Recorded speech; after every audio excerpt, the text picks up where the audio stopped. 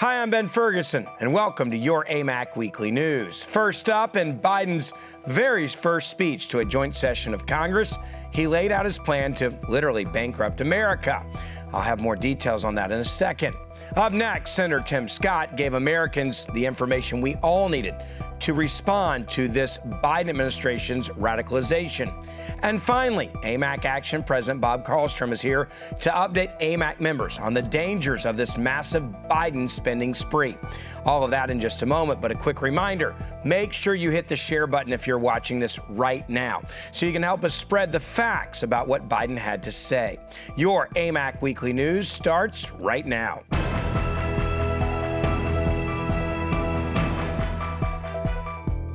In Joe Biden's first speech to a joint session of Congress, he gave an amazing presentation on literally how to bankrupt America.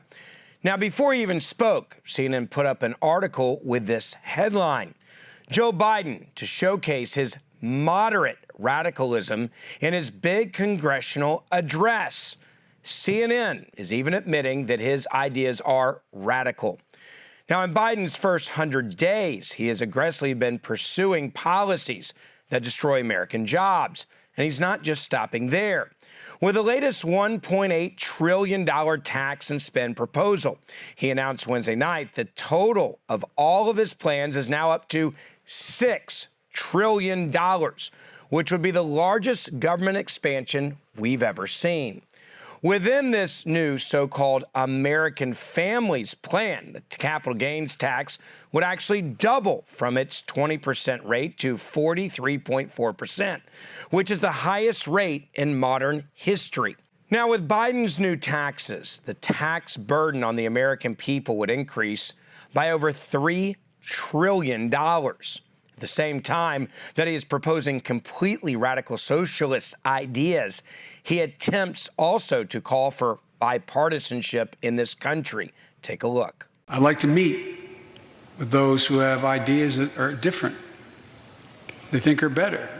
I welcome those ideas. But the rest of the world is not waiting for us. I just want to be clear. From my perspective, doing nothing is not an option. Now, to be very clear, this is the same exact rhetoric he used on the campaign trail. The reality is he's not trying to unite us. Just take a look at the White House press secretary Jen Psaki just this week. We now have proof that Joe Biden didn't mean a word of what he actually said about uniting this country. Take a look. Hey, a question on unity. You talk about, earlier you said you wanted to bring, or the president wanted to bring the country back together. So I guess the question is, he has not met with House Minority Leader Kevin McCarthy, according to Kevin McCarthy. What does that say about unity? And also there are some other legislative issues as it relates to H.R. 1 and a commission to study packing the Supreme Court, as you would say. And there's a lot of other lists as well, budget reconciliation. So there's a lot of folks, you talk about tens of millions of people, they're concerned about that this doesn't seem like unity at all. Do you think tens of millions of people are concerned about him not meeting with Kevin McCarthy? No, I think tens of millions of people are concerned about H.R. 1 and budget reconciliation and going with that 50 vote threshold. I think that was a concern. I'm not sure the polling bears that out, but I will say that the president's view is that bringing the country together is bringing the American people together. So when I say he is focused on bringing people together, bringing Democrats and Republicans together, he's not talking about solving bipartisanship in this zip code here. So if you're fact-checking the president, he promised unity. He lied. He promised bipartisanship. Biden lied. And Biden promised to respect institutions. He also lied. He has broken each of these three promises. He has rejected legislative compromise in favor of a hyper-partisan process to pass trillions of dollars in new spending. And he has spoken to the leaders of both China and Russia more times than the Republican leaders in Congress. Just think about that for a moment. Instead of respecting the institutions in this country, Biden has established a court-packing commission to fundamentally change this nation. He has shown he is open to eliminating the filibuster as well, which just years ago he said would undermine our democracy if we got rid of it. Now, all of this on top of the fact that Biden also backs H.R. 1, That is a complete and total power grab by the federal government to take over control of our elections state by state. And Biden also declared that, quote, no amendment to the Constitution is absolute. Once again, when discussing the Second Amendment, Joe Biden says it doesn't really matter what the Constitution of the United States of America actually says. This shouldn't be a red or blue issue. And no amendment to the Constitution is absolute. So not only is Biden saying the Constitution in this country doesn't matter, Biden is also touting a new massive amnesty plan for millions of illegal aliens, even as 22.4 million Americans remain jobless or underemployed. This plan would give amnesty to as many as 22 million illegal aliens in the U.S., while doubling legal immigration levels. The left wants illegals to pour into this country through the southern border on purpose, because many of them come from countries that are socialists. If they can bring in millions of people from Ecuador, Cuba, and Venezuela, who are already conditioned to think of socialism as being normal, they know they can get their socialist policies passed, especially if they get to vote. Biden has caved to the radical left at the expense of the American people, at the expense of our Constitution. And it's our job to remind our fellow Americans of what freedom and democracy actually is. AMAC is here to make sure that our freedom and that our Constitution is not destroyed by the radical left and the Biden administration. It is very clear that our very own President of the United States of America, Joe Biden, is taking us on a dangerous road to socialism. Yes, when he walked into that joint session of Congress, that is the moment that the Democratic Party died and the Socialist Democratic Party came out to the entire country to say, we are here and we are in charge. The question now is, what do we do? Well, we need guidance on how to respond to this radicalism. And thank goodness that Senator Tim Scott's response provided us with exactly that. Now, during his rebuttal, he took aim at race relations, corporate cancel culture, and the politics of division with one powerful sentence. Hear me clearly. America is not a racist country. Now, at the same time, Senator Scott slammed the way the left is attempting to profit off of creating further division in our country, starting with America's youth. 100 years ago, kids in classrooms were taught the color of their skin was their most important characteristic. And if they looked a certain way, they were inferior. Today, kids are being taught that the color of their skin defines them again. And if they look a certain way, they're an oppressor.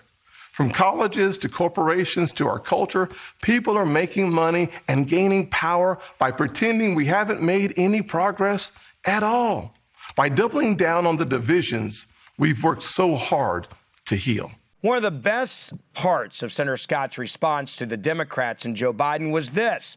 He actually called out the Democrats for using the filibuster just last year to block his police reform bill. And now, all of a sudden, this year, they're claiming that the filibuster actually needs to be abolished because it's a Jim Crow relic. The left can claim what they want about racism in America, but Senator Scott made it very clear that the inequality among races was disappearing under the Trump administration. Just before COVID, we had the most inclusive economy in my lifetime, the lowest unemployment rate ever recorded for African Americans, Hispanics, and Asians, and a 70-year low nearly for women. Wages were growing faster at the bottom than at the top. The bottom 25% saw their wages go up faster than the top 25%. That happened because Republicans focused on expanding opportunity for all Americans.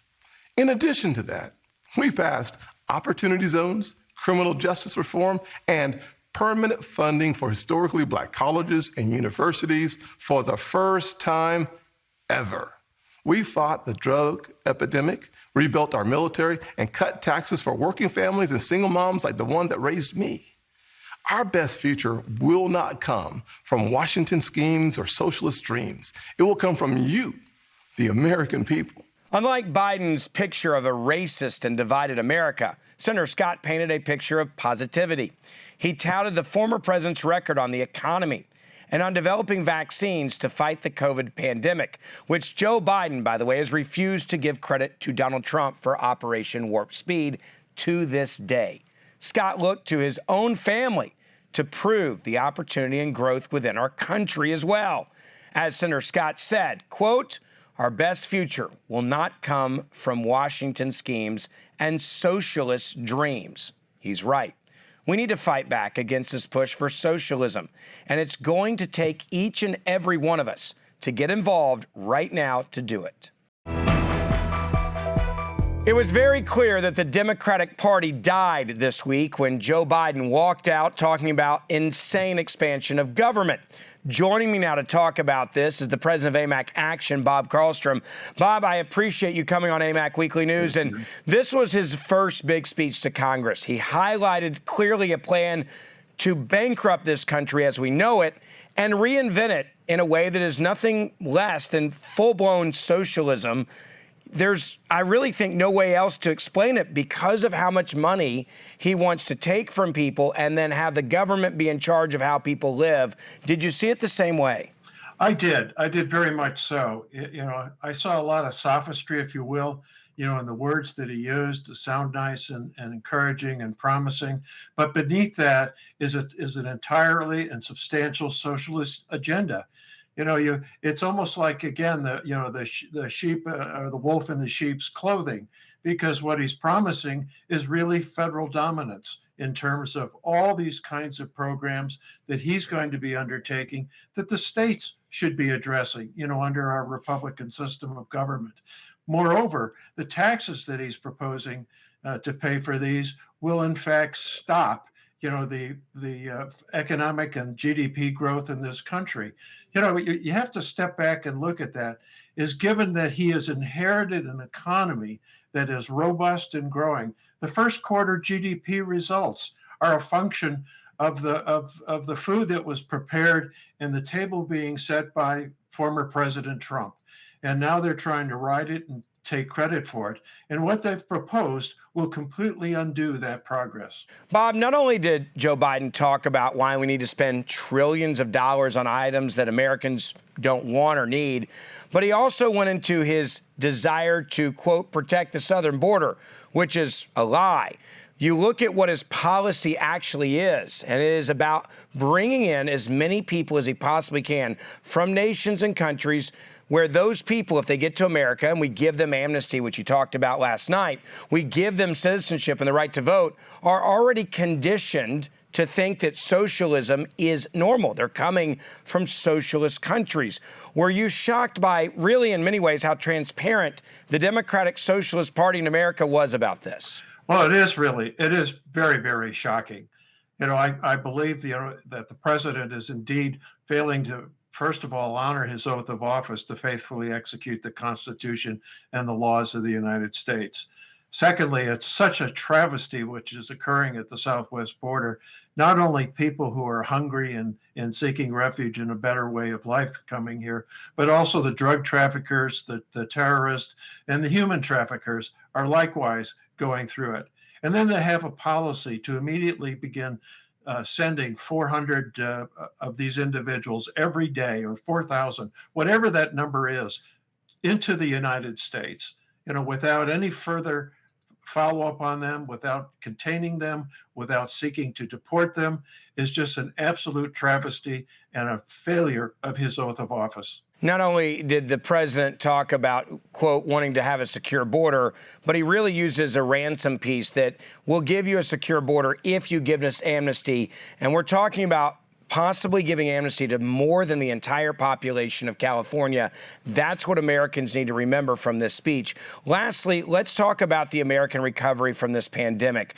Biden's policies are going to impact the recovery that this country so desperately needs. And if you have this type of spending, it will destroy this country. And I believe that's on purpose to get to socialism. I absolutely agree with you. When I look at what the spending proposals are that are coming out of the White House and that are being pushed through at least the House of Representatives, you have to think that they live in an economic never land, waiting for some miracle to pay for this. What they're doing is increasing the tax rates, not only on corporations, but the trickle-down effect of those tax rates is going to hit small business. It's going to hit jobs. It hits goods that you buy. The price of gasoline is now up $3 a gallon now. All that is a function of these kinds of things. So he lies when he says it's not going to impact people with incomes before $400,000.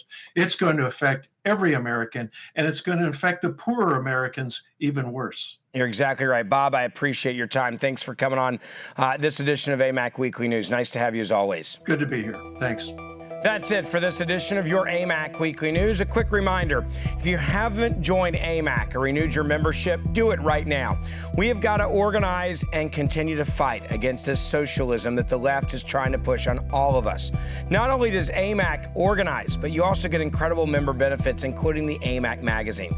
So please tell your family and friends about AMAC. Join more than 2.4 million other conservatives as we fight every day to make sure that our freedom of speech, our Constitution are protected.